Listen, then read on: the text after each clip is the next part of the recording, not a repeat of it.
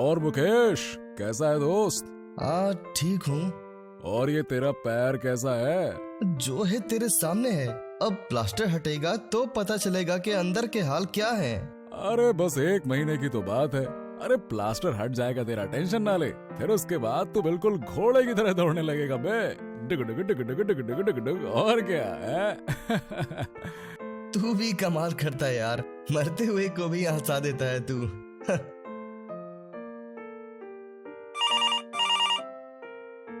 अरे वो सब तो ठीक है यार, पर इस रंगीन रात में किस हसीना का फोन आ रहा है? और ये मोबाइल की जगह लैंडलाइन खनखना रहा है। क्यों भाई? पूछ कर बताता हूँ। हेलो, शर्म कर राक्षस है। अरे कुछ नहीं, ये जुगल बोल रहा था कि किसी हसीना का फोन है, पर निकला तू राक्षस। प्रमोद, अच्छा ठीक है, करता हूँ कुछ। अबे साले लंगड़ा नहीं होता तो आ जाता खुद ही। हाँ चल बाय, सोचने तो दे कुछ। अरे ये क्या बोल रहा था राक्षस? आ रहा है क्या? अरे नहीं यार, एक्चुअली 12 बजे उसकी मुंबई की फ्लाइट है। हमारे पर्सनल ट्रांजैक्शन के कुछ पैसे उससे लेने थे। अबे तो मुझसे ले लेना, मेरे पैसों को क्या दीमक लगा है? मुझसे ले ले बस। जब राक्षस वापस आ जाए तो मैं उससे ले लूंगा, सिंपल। अरे यार सिंपल ही तो नहीं है, अमाउंट बड़ा है। 2 करोड़ है, वो भी ब्लैक। मुझे एक नए स्टार्टअप में डालने हैं, इसीलिए अभी चाहिए। तू ला सकता है क्या? क्यों नहीं, अभी ले आता हूँ। ठीक है, तो मैं कॉल करके प्रमोद को बता देता हूँ कि तू पहुंच रहा है पैसे लेने।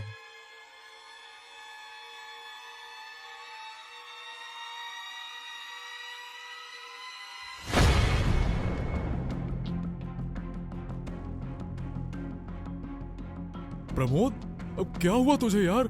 प्रमोद, प्रमोद आके खोल। प्रमोद होश में आ।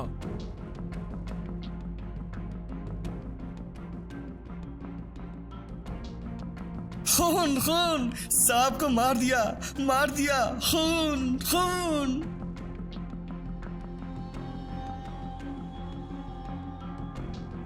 नहीं, मैंने कुछ नहीं किया, छोड़ो मुझे। मैंने कुछ नहीं किया, छोड़ो मुझे, छोड़ो।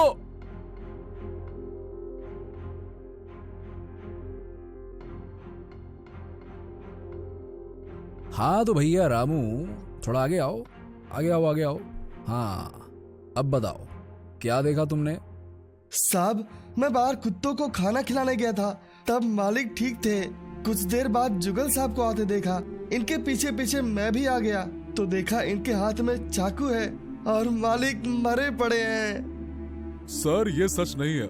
जब मैं वहाँ पहुँचा तो प्रमोद ऑलरेडी मरा हुआ था। मैं तो बस उसके शरीर में घुसा हुआ चाकू निकाल रहा था सर, और कुछ नहीं। साहब मालिक के बिजनेस में 3 पार्टनर हैं। ये हैं और 2 और हैं। इन सब की मीटिंग भी यही हुई थी, जिसमें मालिक और इनकी पैसों को लेकर बहुत लड़ाई हुई थी। इन्होंने जान से मारने की धमकी भी दी थी उन्हें। अरे हाँ, दी थी धमकी। गुस्से में आदमी कुछ भी बकता है, मैंने भी बक दिया। लेकिन इसका मतलब तो ये नहीं ना कि मैं उसे मार ही डालूंगा। वैसे भी मुझसे ज्यादा झगड़ा प्रमोद का मुकेश और विक्रम से हुआ था सर। लेकिन जुगल साहब, आप प्रमोद से मिलने क्यों गए थे? मैं मिलने नहीं बल्कि मुकेश के पैसे पिक करने वहाँ गया था सर। मुकेश के पैर में प्लास्टर है इसलिए। लेकिन वहाँ तो पैसों का कोई बैग ही नहीं था। अब इसके बारे में मैं क्या बता सकता हूँ सर। जुगल सच कह रहा है सर। एक्चुअली रात 10 बजे प्रमोद का कॉल आया था, थोड़ा अर्जेंट था तो मैंने जुगल को भेज दिया। मिस्टर मुकेश और मिस्टर विक्रम, देखिए मुझे पता चला है कि आप दोनों से प्रमोद का बड़ा झगड़ा हुआ था, तो जरा आप इस पर थोड़ा रोशनी डाल देंगे तो अच्छा होगा। बताइए। अरे मैंने प्रमोद से 50 लाख रुपए लोन लिया था, उसी की वजह से झगड़ा हुआ था। मुकेश बीच बचाव में आया तो इसी चक्कर में बातें इसे भी सुननी पड़ी। इससे ज्यादा कुछ नहीं है सर। सर प्रमोद थोड़ा गर्म दिमाग जरूर था, लेकिन जितना जल्दी वो गुस्सा होता था उतना ही जल्दी वो नॉर्मल भी हो जाता था। देखिए मुझे तो आपकी बात पर पूरा भरोसा है मुकेश जी कि प्रमोद उस झगड़े के बाद भी नॉर्मल हो गया होगा, लेकिन कोई तो है जो नॉर्मल नहीं हुआ। मिस्टर विक्रम जी, कहाँ थे कल रात आप? इधर उधर देखने से कुछ नहीं होगा मिस्टर विक्रम, जो होगा बोलने से होगा। बोलिए। सर मैं क्लब 59 में अपनी गर्लफ्रेंड भारती के साथ था। गर्लफ्रेंड का फोन एंड एड्रेस?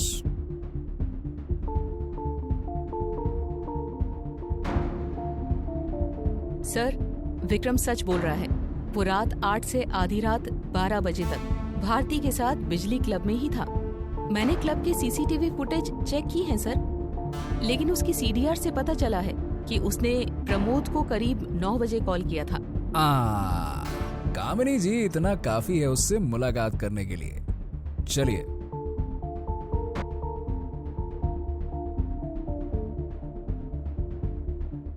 मैंने लोन लेने के लिए उसे कॉल किया था, लेकिन इससे पहले कि हमारी बात शुरू होती वहाँ कोई आ गया था। कौन? पता नहीं सर, लेकिन प्रमोद ने उससे ये जरूर पूछा था कि तू उधर से क्यों आया है। इससे पहले कि मैं कुछ पूछ पाती, उसने फोन कट कर दिया।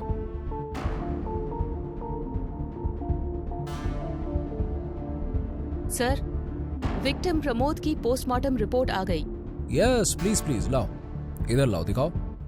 तो खून 9 से 10 बजे के बीच हुआ है ना? तो फिर उसने रात 10 बजे कॉल कैसे किया मुकेश को? और अगर ऐसा होता तो खून का समय 10 से 11 के बीच का होता। दाल में कुछ तो काला है कामिनी जी।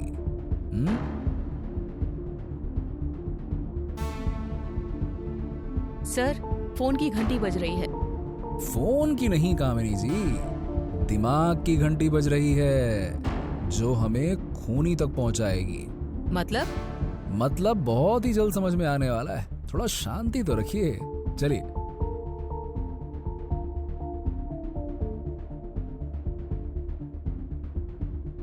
कहिए इंस्पेक्टर, क्या जानना है आपको? अरे जानना वानना कुछ नहीं है मुकेश जी, सब पता है हमको। हम तो खाली आपको एक इन्फॉर्मेशन देने आए हैं, बस। कैसी इन्फॉर्मेशन? देखिए, ऐसा है मुकेश जी कि जिस परिस्थिति में प्रमोद का खून हुआ है ना, उसके हिसाब से मुझे लगता है कि आप तीनों में से किसी और का भी मरना तय है। इसलिए थोड़ा संभल कर, है ना? चलिए। और हाँ, अरे जुगल भी तो जमानत पर बाहर ही है। चलिए, चलते हैं हम फिर। थैंक यू इंस्पेक्टर, इन्फॉर्म करने के लिए।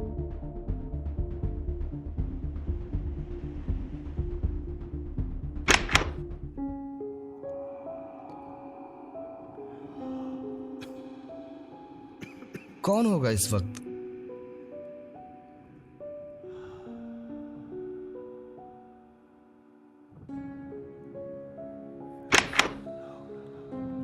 जुगल, तुम? तूने प्रमोद का कत्ल क्यों किया मुकेश? मैं कत्ल क्यों करूंगा?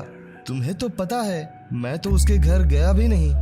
तुम झूठ बोल रहे हो मुकेश। विक्रम, तुम दोनों पागल हो गए हो क्या? अरे पागल तो तुम हो गए हो पैसों के लिए, और इसीलिए तुमने प्रमोद को मार डाला। लेकिन इससे पहले कि तुम हमें मारो, हम तुम्हें मार डालेंगे। ये क्या कह रहे हो तुम दोनों यार? हम दोस्त हैं, बिजनेस पार्टनर हैं।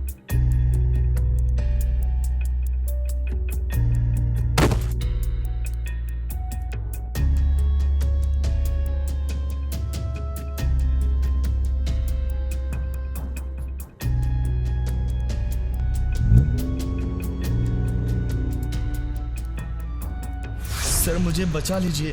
जुगल और विक्रम मुझे मारना चाहते हैं।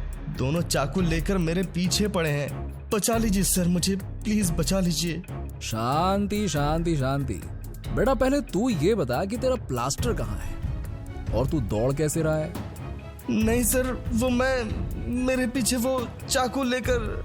बेटा, तूने बड़ी प्लानिंग के साथ पहले जुगल को अपने घर पे बुलाया और फिर अपने लैंडलाइन पर फेक कॉल की हेल्प से प्रमोद से बात करने का ड्रामा किया और जुगल को प्रमोद के पास भेज दिया। लेकिन उससे पहले तू अपनी कार से प्रमोद के घर के पीछे पहुंचा, दीवार फांदी और खिड़की से अंदर घुसकर तूने उसे मार डाला।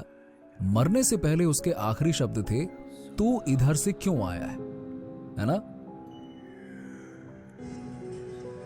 खिड़की पर तेरे फिंगरप्रिंट मिल चुके हैं और जिस चाकू से तूने प्रमोद को मारा था उस पर भी तुम्हारे फिंगरप्रिंट्स हैं। झूठ बोल रहे हो तुम सब। मैंने जब प्रमोद को मारा था तब ग्लव्स पहने हुए थे मैंने। तो ऐसी सूरत में ना तो मेरे फिंगरप्रिंट्स तुम्हें विंडो पर मिल सकते हैं और ना ही चाकू पर। ये सब तुम लोगों की चाल है। तुम सब मुझे फंसाने के लिए ये सब कर रहे हो। क्या बात। Thank you mister Mukesh, on camera अपना जुर्म एक्सेप्ट करने के लिए। Well done. अबे जाता कहाँ है? चल अब ये बता कि प्रमोद को तूने मारा क्यों? करीब साल भर पहले मैंने प्रमोद से हाईवे पर होटल बनाने के लिए 1 करोड़ लोन लिया था, जिसे मैं जुए में हार गया। प्रमोद को जब ये बात पता चली तो वो गुस्से में आ गया। हर रोज पैसों का तकाजा करता था। इसी बात से परेशान होकर मैंने उसे अपने रास्ते से हटाकर जुगल को फंसा दिया, ताकि केस जुगल के साथ ही रफा दफा हो जाए। लेकिन ऐसा हुआ नहीं। एक दोस्त को धोखा देने के लिए तुझे कहीं माफी नहीं मिलेगी मिस्टर मुकेश, कहीं नहीं। ले जाइए इस धोखेबाज को यहाँ से सर। धोखेबाज तो तुम भी हो। तुमने भी तो उसके 50 लाख हड़प रखे हैं। तुम जैसा इंसान ही इतना घटिया सोच सकता है मुकेश। मैं अपने लोन के पैसे प्रमोद की बहन को ट्रांसफर कर चुका हूँ, समझे? और कंपनी के प्रॉफिट का जो हिस्सा प्रमोद का था वो उसे जाएगा। प्रमोद की बहन अब हमारी जिम्मेदारी है, वो हमारी बहन है। बिल्कुल सही कहा, बहुत बढ़िया यार। दोस्त और पार्टनर अगर हो ना तो तुम दोनों जैसा। चलो ख्याल रखना। रात के तकरीबन 2 बजे थे। संजय अपने कमरे में आराम से सो रहा था। तभी उसके मोबाइल पर नरेंद्र का कॉल आता है। संजय, संजय, मुझे तुमसे एक जरूरी बात करनी है। मेरे पास ज्यादा वक्त नहीं है। संजय, मुझे अभी सेंटर 1 के पास आकर मिलो, और वो बैग। इतना कहते ही कॉल कट हो गया। संजय को कुछ समझ में नहीं आ रहा था। उसने अपना मोबाइल लिया और सेंटर 1 के लिए निकल गया। संजय बहुत देर तक वहां नरेंद्र का इंतजार करता रहा। बहुत देर इंतजार करने के बाद नरेंद्र वहां नहीं आया। संजय ने कॉल ट्राई किया पर फोन स्विच ऑफ आ रहा था। ये नरेंद्र भी ना खुद चैन से रहता है, ना मुझे रहने देता है।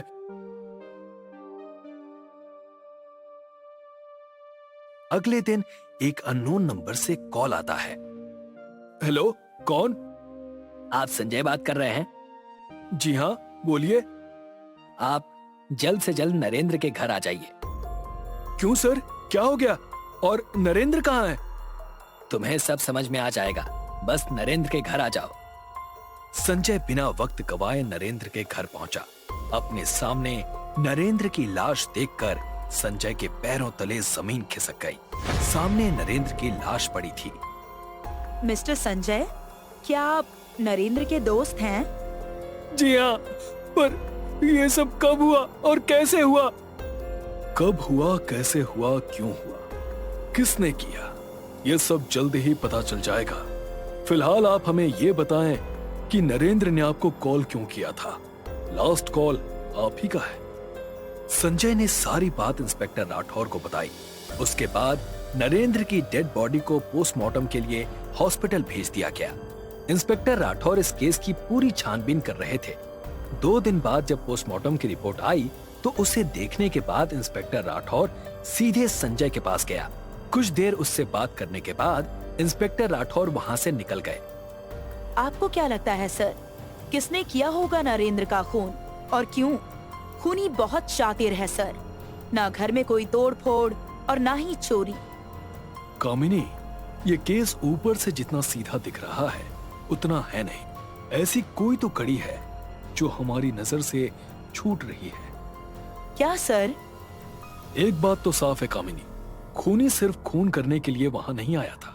जरूर उसे कुछ ना कुछ चाहिए था। इंस्पेक्टर राठौर ने नरेंद्र की कॉल हिस्ट्री निकाली। उसके पिछले कई महीनों का रिकॉर्ड चेक किया। वो कहां गया था, कौन से रेस्टोरेंट पे रुका था, किससे मिला था।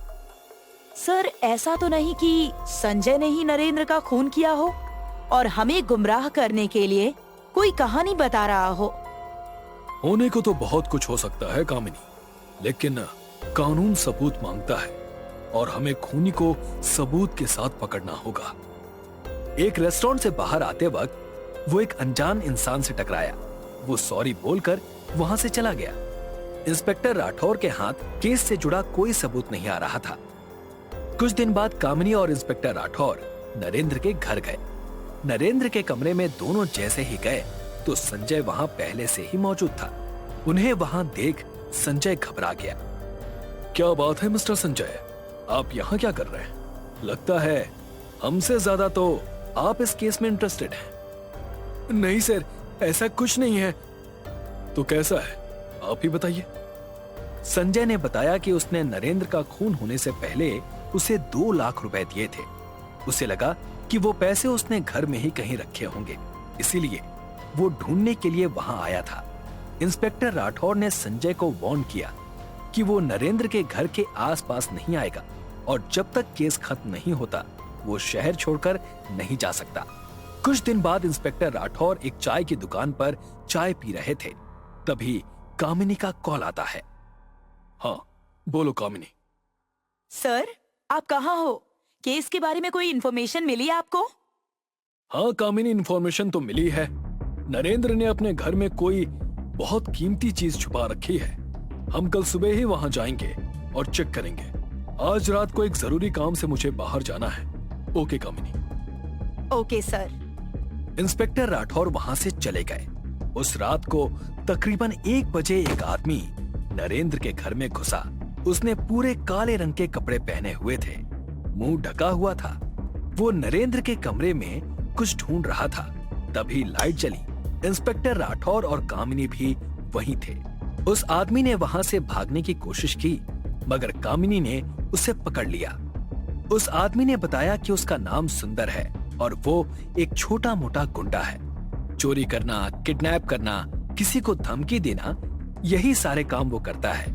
तभी उसके मोबाइल पर बिल्लू का कॉल आया। फोन उठा और अपने साथी को बोल कि तुझे डायमंड मिल गया है और उसे सेंटर 1 के पास आकर मिलने को बोल। उस आदमी ने वैसा ही किया जैसा इंस्पेक्टर राठौर ने कहा था। थोड़ी देर बाद बिल्लू वहां पहुंच गया। वो सुंदर के पास गया। तू पागल हो गया है क्या सुंदर? यहाँ क्यों बुलाया है मुझे? और डायमंड कहाँ है? तभी छुप कर बैठे कामिनी और इंस्पेक्टर राठौर सामने आए और बिल्लू को पकड़ लिया।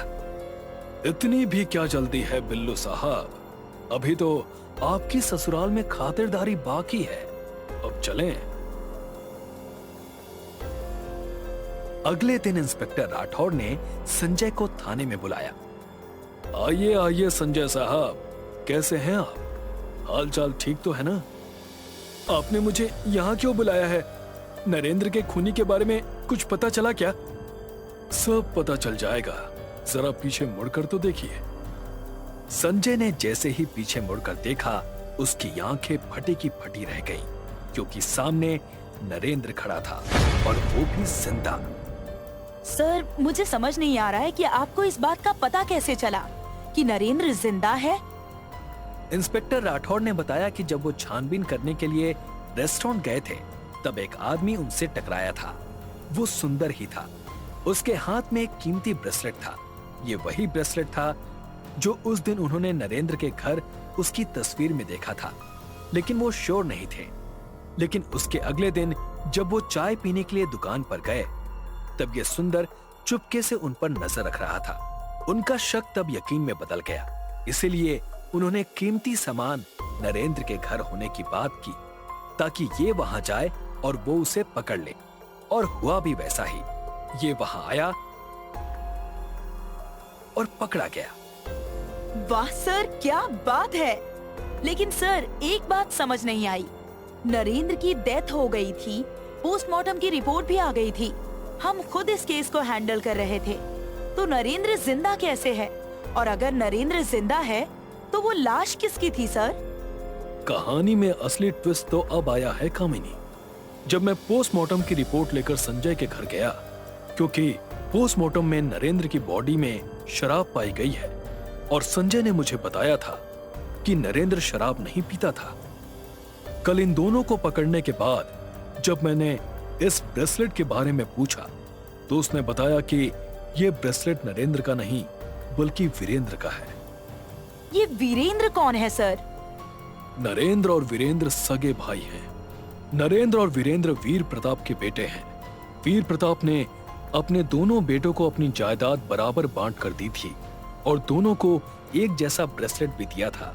लेकिन जो डायमंड बहुत ज्यादा कीमती था, वो वाला ब्रेसलेट नरेंद्र को दिया था, क्योंकि वीरेंद्र को शराब पीने की आदत थी और इस बात से उसके पिता नाराज थे।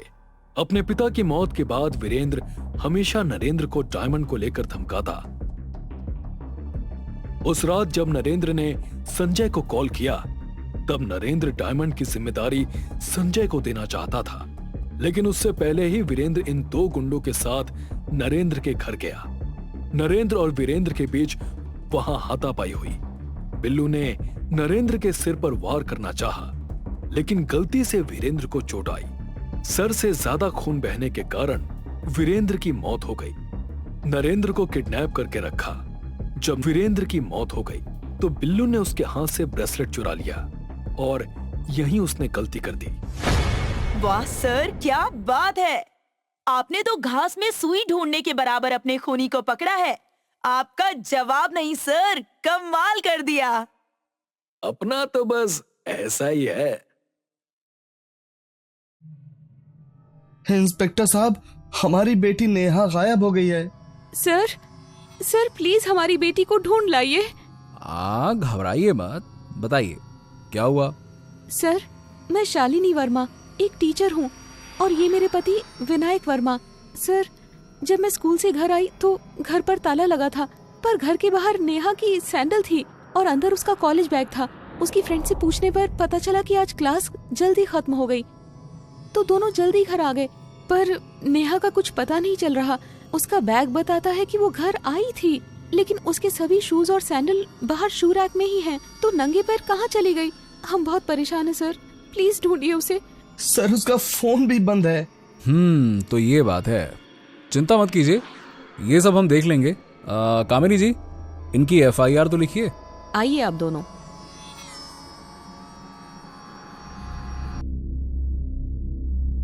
सर, तो कहिए मिस कामिनी जी, क्या खबर लाई हैं आप? सर, विनायक वर्मा के घर के आसपास किसी भी गली में CCTV नहीं है, और वहाँ किसी ने भी नेहा के गायब होने वाले दिन ना तो उसे जाते देखा ना ही आते। बाकी उसका फोन ऑन हो चुका है सर, लेकिन लोकेशन मोबाइल बाजार की है, जहाँ चोरी के मोबाइल बिकते हैं। मोबाइल बाजार? अच्छा कामिनी जी, वहाँ चोरी का मोबाइल कौन खरीदता है?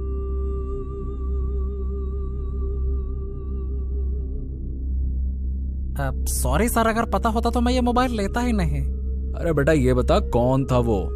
कोई नया ही था सर, पहले कभी देखा नहीं, पर उसकी शक्ल याद है मुझे।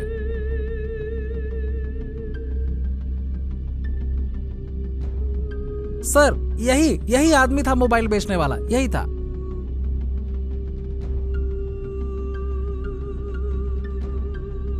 नो सर, हमने इसे कभी नहीं देखा। लेकिन ये है कौन इंस्पेक्टर साहब? ये वो महाशय हैं शालिनी जी, जिन्होंने नेहा का मोबाइल चोर बाजार में एक शॉपकीपर को बेचा था। मम्मी, पापा, नेहा का कुछ पता चला?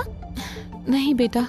ये हमारी बड़ी बेटी माही है, ये दिल्ली में पढ़ाई कर रही है। अच्छा माही बेटा, आपको कोई आइडिया है कि आपकी बहन नेहा कहाँ जा सकती है? आई मीन टू से कि बहन अक्सर एक दूसरे के सीक्रेट्स जानते हैं, शेयर करते रहते हैं। जी सर, उसके सारे सीक्रेट्स मुझे पता है। वो परेशान थी मम्मी पापा के रोज रोज की लड़ाई से। नेहा हमेशा मम्मी की साइड लेती थी और इस बात पर पापा उसे बहुत मारते थे। आई थिंक पापा ने ही। पागल हो गई हो क्या तुम माही? ये क्या बकवास कर रही हो? मैं क्या करूंगा नेहा के साथ? वो मेरी बेटी है बेवकूफ, जैसे तुम हो।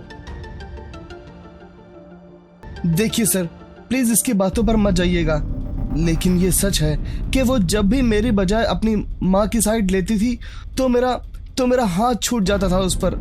अच्छा आप ये बताइए कि आप दोनों पति पत्नी के बीच में झगड़े होने की वजह क्या है? शालिनी का हमारे पड़ोस में रहने वाले सुधीर के साथ अफेयर चल रहा है। विनायक, पागल ना तो माही है, ना ही मैं, और ना ही नेहा। पागल तुम हो जो बेवजह सुबह शाम शक की बीमारी खा रहे हो। मेरा सुधीर के साथ कोई चक्कर नहीं है, समझे तुम? Oh hello mister and Mrs, आप लोग लड़ना बंद कीजिए। पुलिस स्टेशन है ये, आपका बेडरूम नहीं है, समझे? चलिए ये बताइए कि ये सुधीर महाशय कहाँ मिलेंगे? सर, विनायक बहुत ही शक्की आदमी है।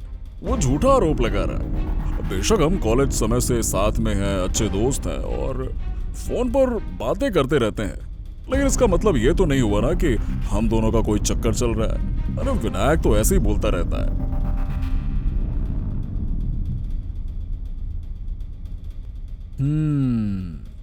अच्छा, जब नेहा गायब हुई उस वक्त आप कहाँ थे? मैं यहीं पे था दुकान पर। आप चाहें तो सीसीटीवी कैमरा चेक कर सकते हैं। बस दोपहर 2 से 3 बजे के बीच में मैं दुकान पर नहीं था। उस दिन मैं टिफिन लाना भूल गया था तो खाना खाने के लिए घर चला गया था। आप चाहें तो चेक कर सकते हैं। करेंगे, जरूरत पड़ी तो वो भी चेक करेंगे। बस एक बात कान में पिघले शीशे की तरह डाल लेना, जब तक नेहा का कुछ पता नहीं चल जाता तुम शहर से कहीं बाहर नहीं जाओगे। Got it? चलो कामिनी।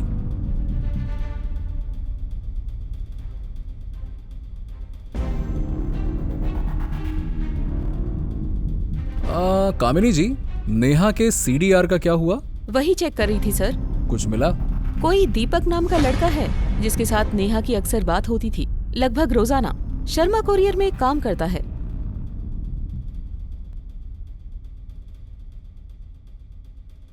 क्यों, दीपक तुम ही हो? जी? तो भैया दीपक जलाने दुकान क्यों नहीं गए? मन नहीं हो रहा था साहब। जिसके तलाश में आप मेरे पास आए हैं उन्हीं के गायब होने की वजह से मन दुखी है। क्या रिश्ता था तुम दोनों में? एक दिन वो मेरी दुकान पर मोबाइल ठीक करवाने आई थी। वहीं बातों बातों में उन्हें पता चल गया कि मैं 8वीं पास हूँ, तो उन्होंने मुझे पढ़ने के लिए प्रेरित किया। बेशक हम कम उम्र थे, पर वो मेरी गुरु थी सर। उनकी वजह से ही मैं इस साल 10वीं पास की है। आप प्लीज उन्हें जल्दी से ढूंढ दीजिए। वो मेरी माँ, बहन, गुरु सब थी मैडम जी, सब थी वो मेरी। तुम फोन पर पढ़ाई किया करते थे? जी सर। खबर पक्की है? ठीक है। थैंक यू राजू, करती हूँ तेरा हिसाब। चल बाय। सर, मेरे खबरी ने बताया है कि शालिनी और सुधीर दोनों के बीच एक्स्ट्रा मैरिटल अफेयर है और वो श्योर है। ऐसा पड़ोसी के साथ चक्कर और हमको बनाया घनचक्कर, मतलब दोनों झूठ बोल रहे हैं। एक बात और पता चली है सर कि नेहा को पता नहीं था कि उसकी माँ और सुधीर के बीच चक्कर है, लेकिन कुछ दिन पहले जब उसे उनके रिश्ते के बारे में पता चल गया तो उसने सुधीर की दुकान पर पहुंचकर बहुत हंगामा किया था और धमकी दी थी कि अगर उन्होंने कंटिन्यू किया तो वो पापा के साथ रहेगी और पापा तुम्हें छोड़ेंगे नहीं। ये सब हुआ था। तो कहीं सुधीर और शालिनी ने ही तो नेहा को गायब नहीं कर दिया? क्या है ना कि एक्स्ट्रा मैरिटल अफेयर अपनों के खिलाफ जाने से नहीं चूकते। लेकिन सर, आपको क्या लगता है दीपक कुरियर वाला सच बोल रहा है? क्या है ना कि आजकल अपराधी बड़े शातिर हो गए कामिनी जी। उन्होंने अपने हाव भाव छुपाने की कला सीख ली है। क्या पता मासूम चेहरे वाला ये कुरियर बॉय ही नेहा के मिसिंग का मास्टरमाइंड हो। केस तो बड़ा पेचीदा हो गया है। आखिर किडनैपर है कौन? हेलो, क्या?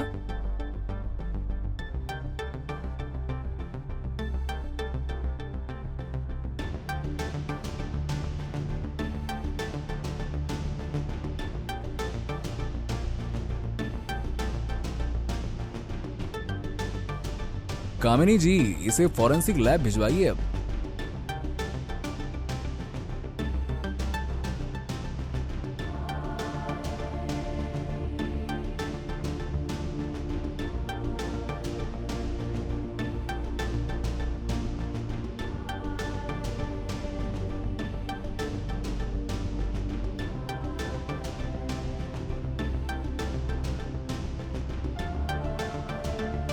शालिनी जी, जरा कपबोर्ड में भी चेक कर लीजिए।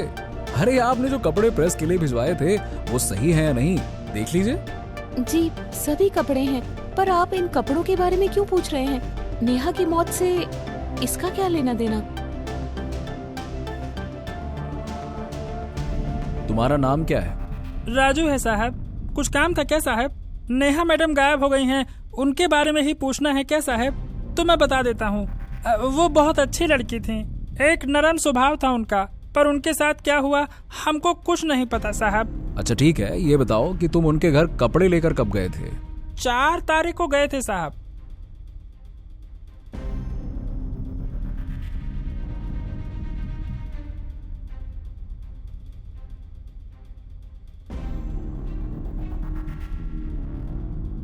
नेहा मैडम ने ही कपड़े लिए थे। और हाँ, उनके साथ वहाँ एक लड़का भी था। नेहा मैडम उसके साथ कहीं जाने वाली थी। अच्छा, दिखने में कैसा था वो लड़का? दिखने में तो एकदम हीरो जैसा था साहब, पर चेहरा ठीक से याद नहीं है। अरे वो देखो, तुम्हारा 10 का नोट गिरा है। लड़के का हुलिया याद आए तो बताना, ठीक है? जी साहब। कामिनी, मेरे लेफ्ट साइड वहां पार्क के कोने पर एक प्रेस वाला है, देखो तो, वो इधर ही देख रहा है क्या? जी सर, पर हुआ क्या?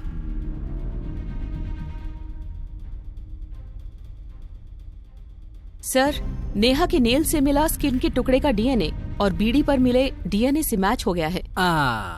मतलब कातिल मिल गया।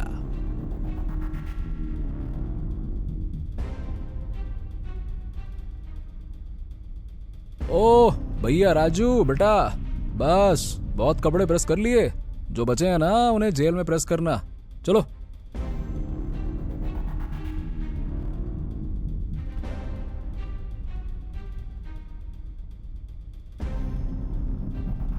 रुक जाओ विनायक, अगर तुमने राजू को कुछ भी करने की कोशिश की तो मुझे मजबूरी में गोली चलानी पड़ेगी। मुझे मत रोको इंस्पेक्टर। मुझे पता चल चुका है कि इस दरिंदे ने ही मेरी बेटी को मारा है। इसे इसकी पाप की सजा मैं देख कर रहूंगा। देखिए विनायक जी, आप पर क्या बीत रही है मैं बिल्कुल समझ सकता हूँ, लेकिन प्लीज कानून को अपने हाथों में मत लीजिए। नेहा को तो हम बचा नहीं सके, लेकिन आपकी पत्नी और आपकी एक बेटी भी तो आपके साथ है ना। अगर आप जेल चले गए तो इनका क्या होगा? बात को समझिए, फेंक दीजिए चाकू, इसे कानून सजा देगा, मैं दिलवाऊंगा।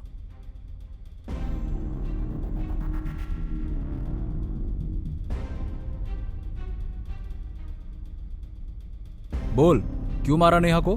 सर, करीबन 2 बजे मैं नेहा जी को कपड़े देने के लिए उनके घर गया था। मैंने उन्हें कॉलेज से वापस आते हुए देख लिया था। मैं जब उनके घर में पहुंचा तो बाहर का दरवाजा खुला हुआ था। मैं बिना सोचे समझे अंदर चला गया। अंदर पहुंचा तो देखा नेहा जी कपड़े बदल रही थी और उन्हें बिना कपड़ों के देखकर मेरी वासना जाग गई। चाह कर भी मैं खुद पर काबू नहीं कर पाया और अंदर कमरे में पहुंच गया। मुझे वहां देखकर वो चौंक गई। उन्होंने मुझे वहां से जाने के लिए कहा, लेकिन मैंने उनके सामने प्यार करने की शर्त रख दी। ये सुनते ही उन्होंने मुझे थप्पड़ मार दिया। बस यहीं से मैं गुस्से से भर गया साहब, और उसी गुस्से में मैंने उसका गला दबा दिया। उसके मरते ही मैं डर गया और कपड़े रैक में रखकर बॉडी बॉक्स में डाल दी और बाहर से ताला लगाकर भाग गया साहब, जिससे ऐसा लगे कि वहां कोई आया ही नहीं था। लेकिन साहब, मैं उसे मारना नहीं चाहता था। बेटा, तू मारना नहीं चाहता था, लेकिन तूने मार तो दिया, इसीलिए अब होगी फांसी। क्या? फांसी।